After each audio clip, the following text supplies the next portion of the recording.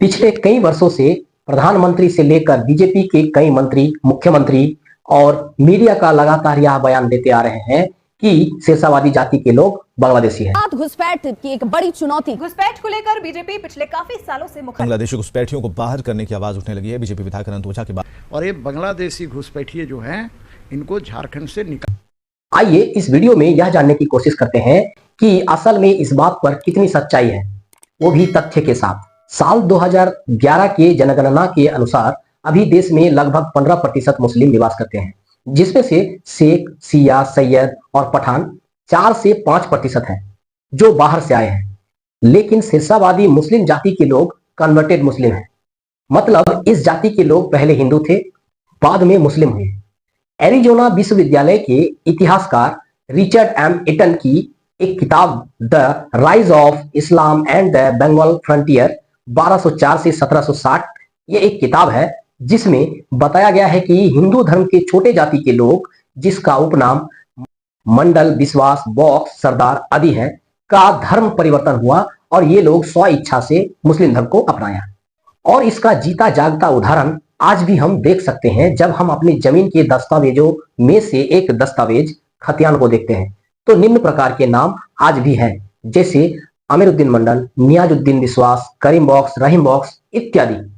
इसके अलावा प्रसिद्ध शिक्षक और पूर्व सिविल सर्वेंट और एंटरप्रेन्योर विकास दिव्याकृति का भी मानना है कि भारत में 95% मुस्लिम कन्वर्टेड मुस्लिम है। भारतीय मुसलमान से ज्यादा भारतीय हैं, ये मूल बिंदु है। क्यों है ऐसा बिंदु कि भारतीय कुल मुस्लिम आबादी को अगर आप देखें, उनका बंटवारा देखें तो एक है जिनको हम अशरफ मुसलमान कहते हैं या शरीफ ज़ात मुसलमान कहते हैं, एक है गैर अशरफ। गैर अशरफ को अज़लाफ और अर्जाल में डिवाइड कर देते हैं। अज़लाफ और अर्जाल जो पिछड़े हुए हैं, पसमानदा एक ही वाक्य में बोलते हैं, जो पीछे रह गए मुसलमान हैं। अशरफ मुसलमान या शरीफ ज़ात मुसलमान वो हैं जो बाहर से आए थे, जिनमें 4 जाति हैं, सैयद है, शेख है, पठान है और खान है, शायद या मुगल है, सॉरी खान पठान की बात हो गई है ना। ये 4 जातियां मुसलमानों की ऐसी जो ओरिजिनली बाहर से आई थी। इन सब की मान्यता है कि हम ओरिजिनल मुसलमान हैं। इनकी आबादी भारत में मुश्किल से 5% होगी, मुझे एग्जैक्ट डेटा ध्यान नहीं, इससे ज्यादा नहीं होगी। 95% मुस्लिम लगभग भारत में कन्वर्टेड हैं। और हाँ, इस बात में 100% सच्चाई है कि शेषावादी जाति के लोग इधर से उधर हुए हैं, यानी विस्थापित हुए हैं। इसके पीछे भी कई कारण हैं। सबसे बड़ा कारण गंगा नदी का कटाव है। हर साल गंगा के किनारे का 10 से 20% गंगा में समा जाता है। इससे अंदाजा लगाया जा सकता है कि पिछले 100-200 सालों में कितने लोग गंगा कटाव के कारण विस्थापित हुए हैं। दूसरा सबसे बड़ा कारण अंग्रेजी हुकूमत का इस जाति के ऊपर दमन। क्योंकि शेषावादी जाति के लोग जैसे मौलाना रफी मंडल, मौलवी अमीरुद्दीन और इब्राहिम मंडल के नेतृत्व में अंग्रेजों के खिलाफ सन 1869 में आंदोलन किया था, जिसे वहाबी आंदोलन के नाम से जाना जाता है। इसीलिए अंग्रेजी शासन ने इस जाति को दमन किया, जिससे इस समुदाय के लोगों को विस्थापित होना पड़ा। और आज के राजनेता, खास करके बीजेपी, इसी विस्थापन को टारगेट करते हुए कहते हैं ये लोग क्षेत्र का डेमोग्राफी बदल रही है। हो सकता है कि बांग्लादेश से घुसपैठ हुआ है या हो रहा है, जिससे देश को खतरा है, ये मैं भी मानता हूं। लेकिन यह कहना कि फला लोग बांग्लादेशी है, ये कतई नहीं मानता हूं। यह मुद्दा चुनाव के समय ही याद आता है। मैं मोदी जी से कहना चाहता हूं कि पिछले 10 साल से आप देश के प्रधानमंत्री हो और बांग्लादेश से इन 10 सालों में काफी अच्छा संबंध रहा, तो फिर आपने इसका समाधान क्यों नहीं किया? ये इसलिए नहीं करते ताकि ध्रुवीकरण कर सके, हिंदू मुस्लिम कर सके।